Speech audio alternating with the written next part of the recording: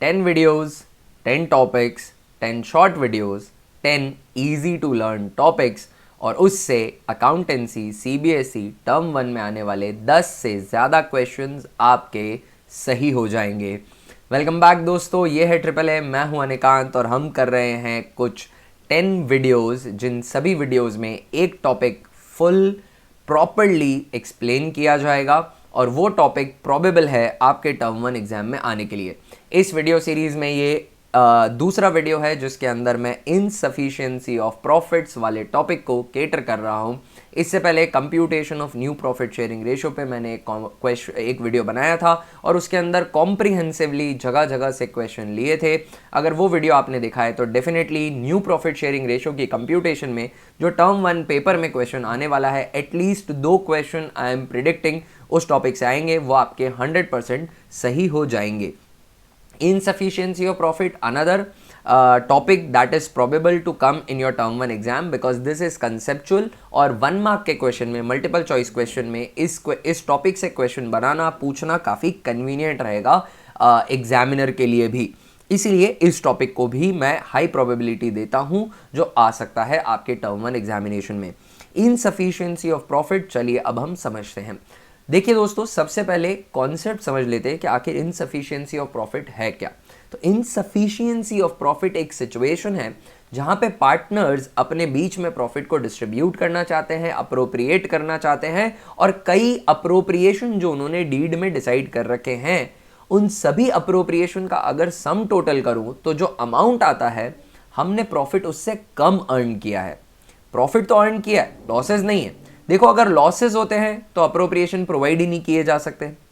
क्यों? क्योंकि अप्रोप्रिएशन तभी दिया जाएगा जब प्रॉफिट होगा। प्रॉफिट ही नहीं है तो अप्रोप्रिएशन कैसे देंगे? बट यहां पर सिचुएशन लॉसेस की नहीं है। फर्म ने प्रॉफिट तो अर्न किया है पर वो प्रॉफिट सफिशिएंट प्रॉफिट नहीं है, इनफ नहीं है अप्रोप्रिएशन प्रोवाइड करने के लिए। एक एग्जाम्पल से ये सिचुएशन मैं आपको समझाता हूं। एग्जाम्पल देखिएगा, ए और बी दो पार्टनर हैं। इंटरेस्ट ऑन कैपिटल की अगर मैं बात करूं तो ए को 20,000 का इंटरेस्ट ऑन कैपिटल मिलना है, डिसाइडेड है ये, और बी को 30,000 का इंटरेस्ट ऑन कैपिटल मिलना है। अगर मैं सैलरी की बात करूं तो ए जो है वो वर्किंग पार्टनर हैं तो उनको 50,000 रुपीज़ की सैलरी मिलेगी और बी वर्किंग पार्टनर नहीं है इसलिए उनको सैलरी नहीं मिलेगी। ये ए और बी के बीच में उनकी डीड में डिसाइडेड अप्रोप्रिएशंस हैं।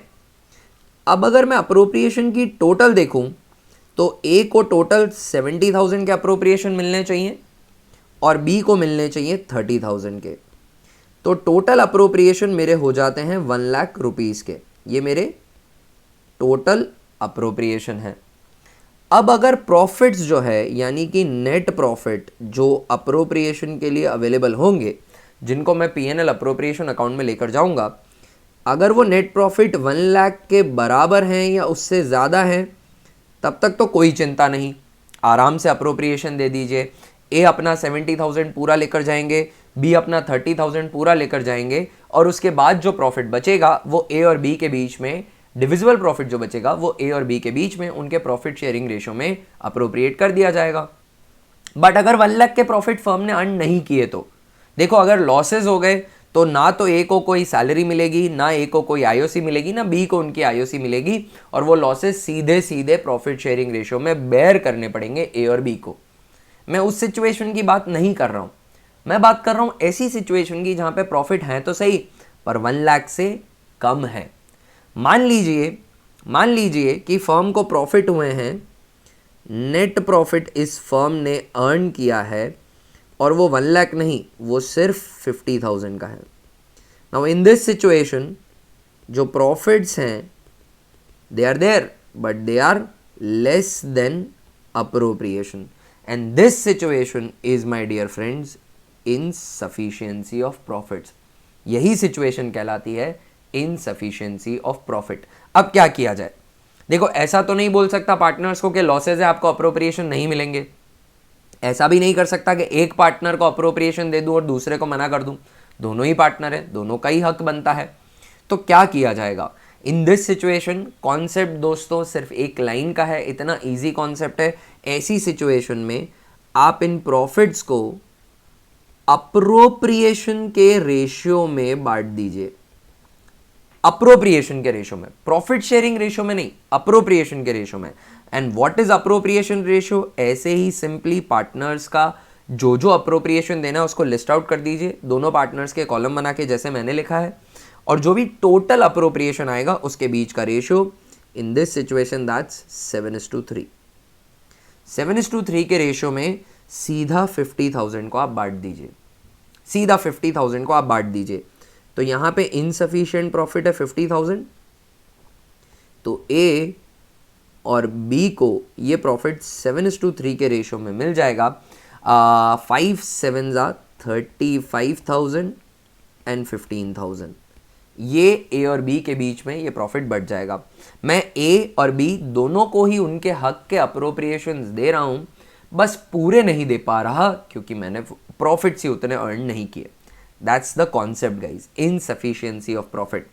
एक क्वेश्चन लेकर आया हूं आप लोगों के लिए जो appropriation insufficiency of profit appropriation ratio का है, बट इस सिचुएशन में एक शॉर्ट ट्रिक अप्लाई कर सकते हैं, उस ट्रिक को भी मैं बताऊंगा। फिर एक बड़ा क्वेश्चन लेके आया हूं जिससे पूरा कॉन्सेप्ट आपको थरली क्लियर हो जाएगा और एग्जाम का क्वेश्चन 100% फिर करेक्ट होगा। देखिए पी और क्यू पार्टनर है, यहाँ पे कह रखा है इनकी कैपिटल है 3 लाख और 2 लाख की। If firm earned a profit of 25,000 for the year ended 31 March 2021, interest on capital 10% per annum would be. Interest on capital कितना होगा? देखिए तो इंटरेस्ट ऑन कैपिटल में प्रोवाइड कितना करना है पहले ये देख लेता हूँ। पी और क्यू की बात करता हूँ। इंटरेस्ट ऑन कैपिटल इनका अप्रोप्रिएशन है, पी को 3 लाख पे 10% के हिसाब से 30,000 का अप्रोप्रिएशन मिलता है, क्यू को 2 लाख पे 10,000 के 10% के हिसाब से 20,000 का इंटरेस्ट ऑन कैपिटल मिलना चाहिए। यही इकलौता अप्रोप्रिएशन है। तो अगर मैं यहाँ पे बात करूँ तो 50,000 रुपये का मुझे प्रॉफिट चाहिए, तब जाकर मैं इंटरेस्ट ऑन कैपिटल पूरा दे पाऊंगा, अप्रोप्रिएशन पूरा प्रोवाइड कर पाऊंगा। पर एक्चुअल प्रॉफिट कितना है? एक्चुअल प्रॉफिट तो माय डियर फ्रेंड्स फर्म ने सिर्फ 25,000 का अर्न किया है as provided to me. These are total appropriation and this is all the profit I have. अब क्या किया जाए? इस प्रॉफिट को अप्रोप्रिएशन के रेशियो में डिस्ट्रीब्यूट कर दो। जब ऐसी सिचुएशन हो दोस्तों जहां पर सिर्फ अप्रोप्रिएशन इंटरेस्ट ऑन कैपिटल ही है और इनसफिशिएंसी ऑफ प्रॉफिट आ जाती है, ऐसी सिचुएशन में आपको क्या करना है? सिर्फ इंटरेस्ट ऑन कैपिटल ही इकलौता अप्रोप्रिएशन है, वहां पर आप डायरेक्टली कैपिटल के रेशियो में डिस्ट्रीब्यूट कर दोगे तो भी आपका काम चल जाएगा। सिर्फ कैपिटल के रेशियो में डिस्ट्रीब्यूट कर दो, और कैपिटल का रेशियो क्या है? 3 लाख और 2 लाख, दैट्स 3:2। कैपिटल के रेशियो में आप डिस्ट्रीब्यूट कर दीजिए और कुछ भी करने की आपको ज़रूरत नहीं है, ठीक है।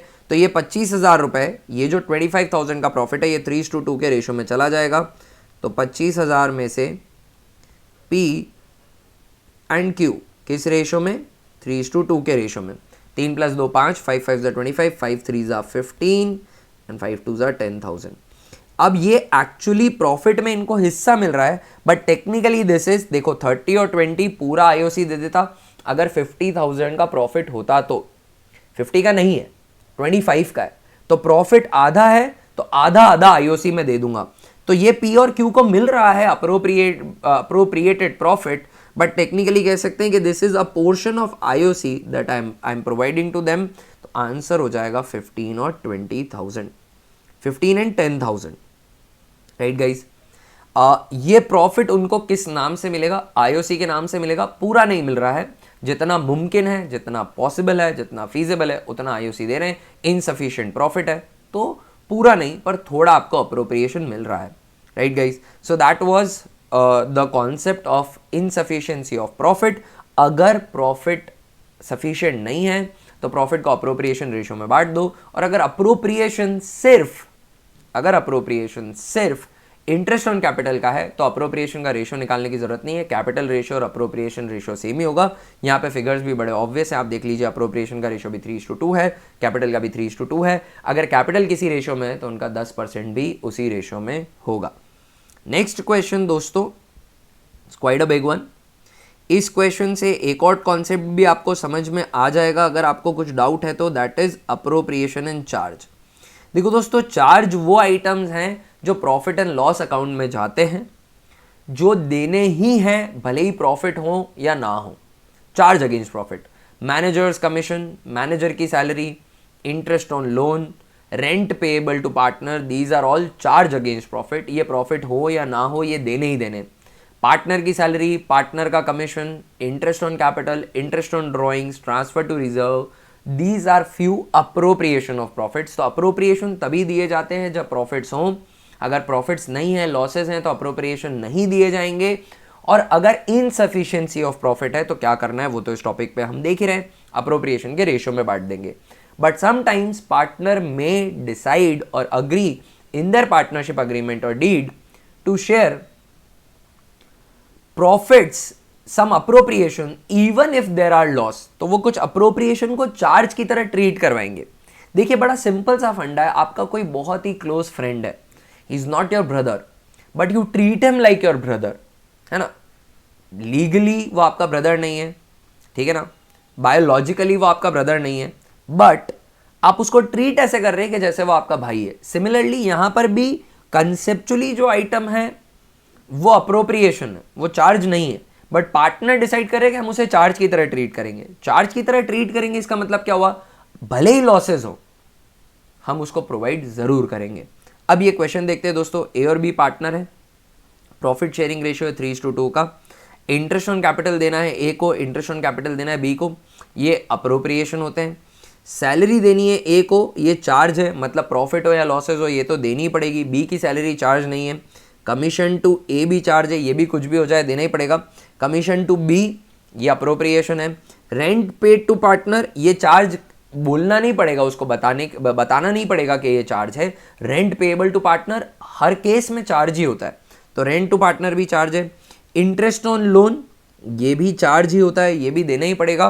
Profit before providing the above, इन सबको प्रोवाइड करने से पहले जो प्रॉफिट है वो है 33,000 का।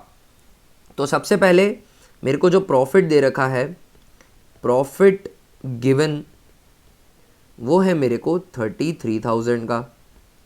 इसमें से मैं सब्ट्रैक्ट कर दूंगा all the charge against profit,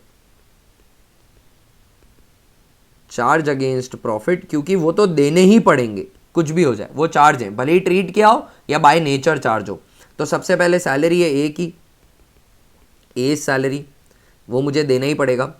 उसके केस में मेरे पास ये सिचुएशन नहीं है कि इनसफिशिएंसी का हवाला देकर कम दे दूं, I don't have a choice, वो मुझे देना ही देना है। तो ए की सैलरी डिडक्ट कर देता हूं, फिर ए का कमीशन है, ए का कमीशन है 4,000 रुपीज़ का, ये भी सब्ट्रैक्ट कर देता हूं, ठीक है। 4,000 ए का कमीशन हो गया। एक्चुअली ए का कमीशन 3,000 है, नॉट 4,000, तो 3,000 है।